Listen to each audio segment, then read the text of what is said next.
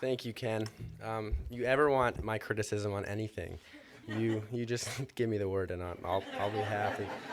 On behalf of my family, I join Al, Ken, and Heather in welcoming you all here today. My mother usually presents this award, and she would have loved to be here today, but I know she would like to say arigato to all of you for being here with us.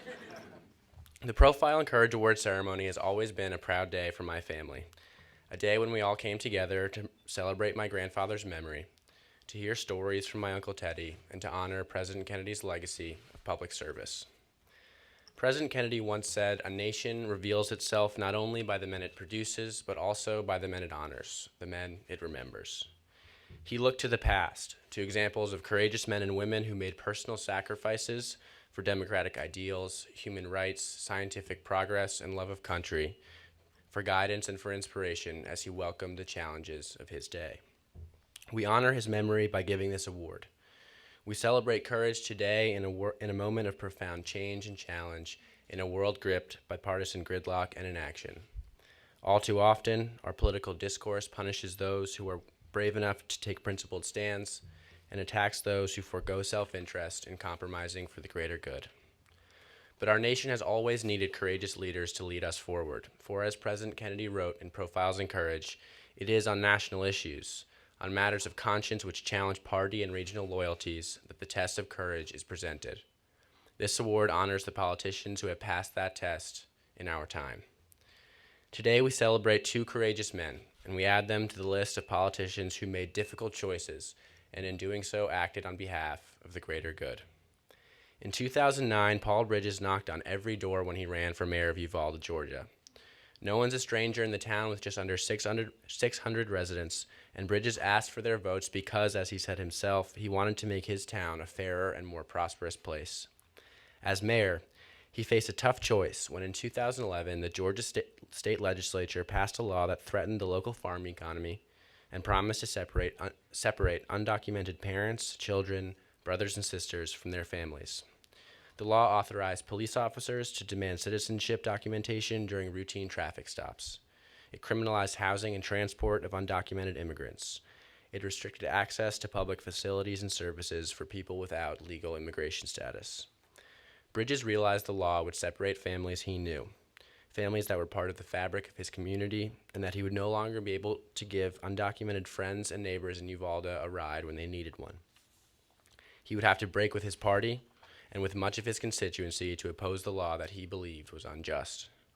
Mayor Bridges summoned the political courage to do what was right at the expense of his own political future when he joined a federal lawsuit to stop the implementation of Georgia's anti-immigration bill. When his principled stand was attacked by local and national anti-immigration groups bent on running him out of town, Uvalda became the unlikely stage for the national debate over immigration reform. Bridges lost his support. Re-election became impossible. But when his term ended, his commitment to just and fair immigration reform did not, and despite his opponent's best efforts, Uvalda is still his home. Paul Bridges' courageous small-town stand symbolizes the type of courage that my grandfather most admired. He wrote, "A man does what he must, in spite of personal consequences, in spite of obstacles and dangers and pressures, and that is the basis of all human morality." It is my honor to present the 2014 John F. Kennedy Profile and Courage Award to Paul W. Bridges.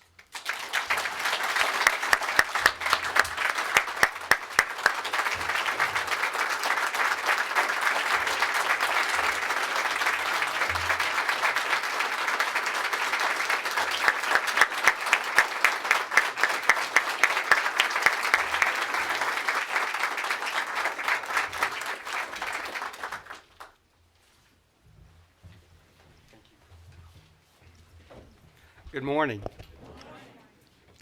Wow, to be here with people who people like me only see and read about and watch on television.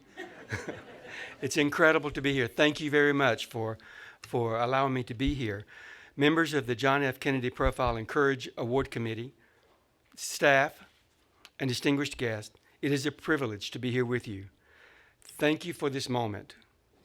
I want to thank my family and friends for being here in Boston for this special day, especially my partner, Rebecca, and my three wonderful, amazing children, Paul, Cameron, and Leah.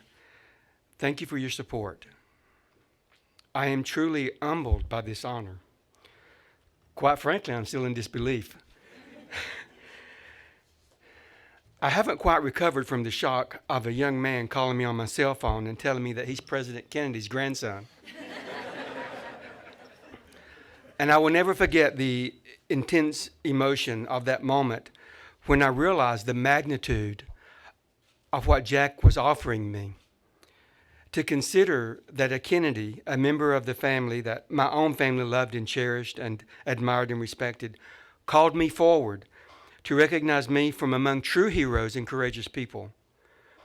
Well, it just goes beyond my ability to comprehend. But I'm here, Jack. Thank you. I was 9 when President Kennedy was inaugurated, and when he laid down the challenge for generations to follow, when he said, "Ask not what your country can do for you, but what you can do for your country." How incredible that me, the 10th child of 12, born to dirt poor farmers, was chosen for this recognition. It just doesn't happen. We had a potbelly stove in the kitchen. As a young child, my daddy and my family farmed our 55 acres with 2 mules, Old Dan and Old Pet. My chores were to feed the mules and the hogs, and we had a single milk cow, but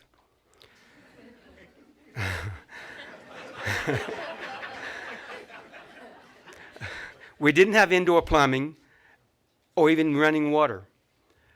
But we did have lively conversations, particularly about politics. Daddy was a Southern Democrat and would complain that it wouldn't do him any good to go vote because Mama would be in the booth next to him killing his vote. We were poor but close-knit. I was a member of our high school's first fully integrated graduating class. I saw firsthand our country's institutionalized racism. I witnessed the long-term damage caused by segregation. How fortunate that I have the experience, the power, and the richness that comes with the diversity. It's good to know diversity. In 1999, I met Mario, living in a single-wide trailer in a cotton field with a host of others, and working in the onion fields and baling up pine straw. Though we didn't speak each other's language at the time, we were instant friends, and he remains my closest friend to this day. His youngest, Siklali, calls me Grandpa. And his older daughter, Celeste, is here with us.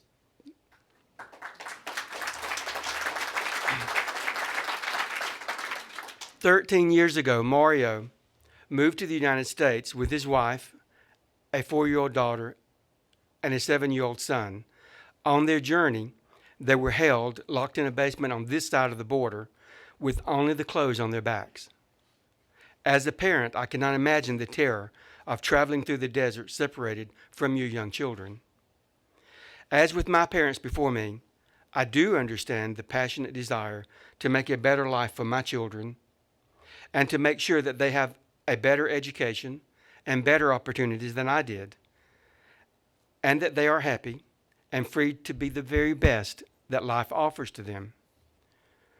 While I am honored to receive this award, I know in my heart that it did not take courage to speak the truth, just a profound sense of injustice and the willingness to speak up, and the knowledge that there are millions of others out there who feel the same way.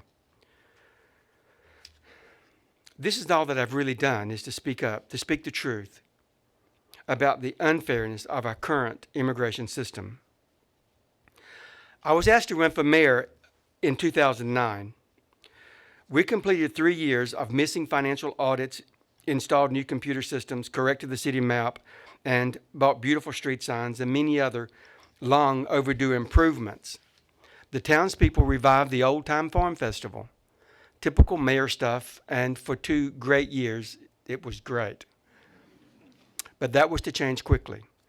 When the red states began passing their own so-called immigration laws, I could see prejudice raising its ugly head.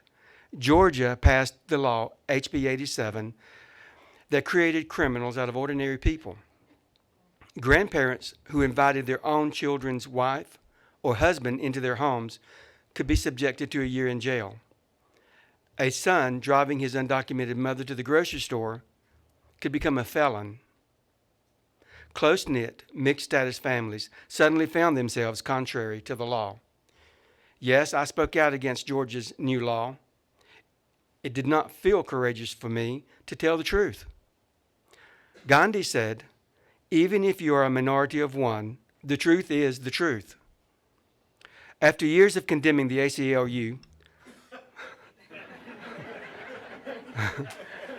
I must publicly apologize to them.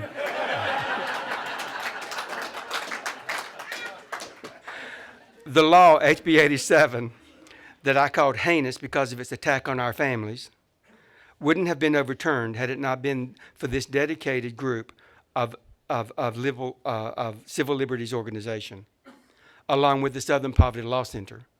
They now have my heart. Shockingly, those attacks continue.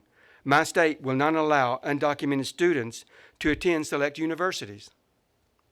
Even if an honor graduate has attended kindergarten through the 12th grade in Georgia and the student is undocumented, they have to pay out-of-state tuition.